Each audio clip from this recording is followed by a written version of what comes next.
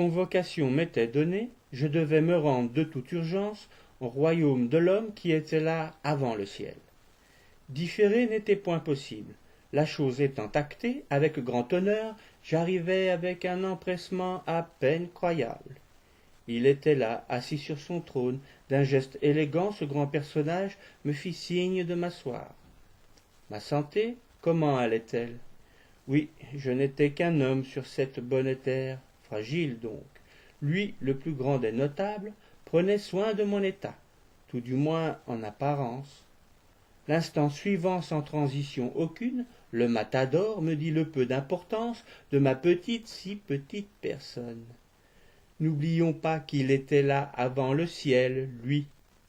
De toute sa suffisance, ce fakir interstellaire me tint la dragée haute, ne concevait pas, que dis-je, ne soupçonnait aucunement la possible intelligence de l'être insignifiant que j'étais.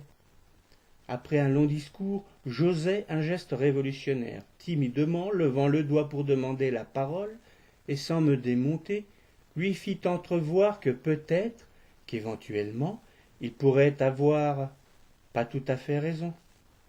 Les yeux exorbités, hochant les épaules, cela ne se peut, me fit-il remarquer, puisqu'il était là avant le ciel. Et le Très-Haut, lui rétorquai-je. Une moue me fit comprendre qu'il n'en avait jamais entendu parler. Dieu, insistai-je. Ah oui, ce coquin-là. Figurez-vous, me dit ce grand monsieur, que certes Dieu avait tout créé sur cette terre, tout sauf le ciel, était son œuvre à lui, l'homme qui était là avant, et ce genou que l'on nomme Dieu s'en était attribué tout le mérite. Que dire à un si grand personnage? Ce grand sphinx intersidéral remarqua mon œil moqueur et lut ma pensée.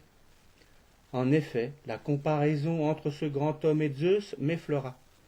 Me stoppant net, il me fit comprendre que le plus grand des dieux grecs n'était rien face à lui, le commodore des commodores. De toute façon, il n'y comprenait rien à ces histoires-là. J'entrevis une lueur d'espoir et en profita pour relancer mon idée première. Oui, comme, selon ses propres aveux, il ne comprenait pas tout. Alors peut-être que, enfin, peut-être qu'éventuellement il pourrait...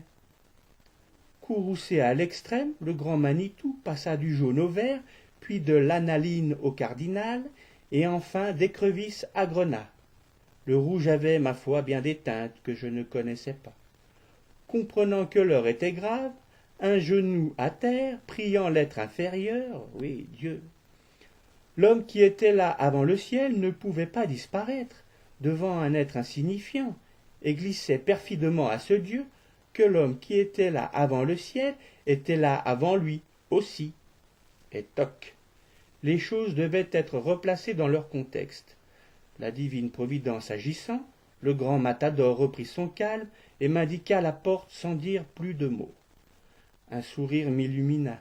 J'avais eu l'insigne honneur d'avoir été reçu par l'homme qui était là avant le ciel.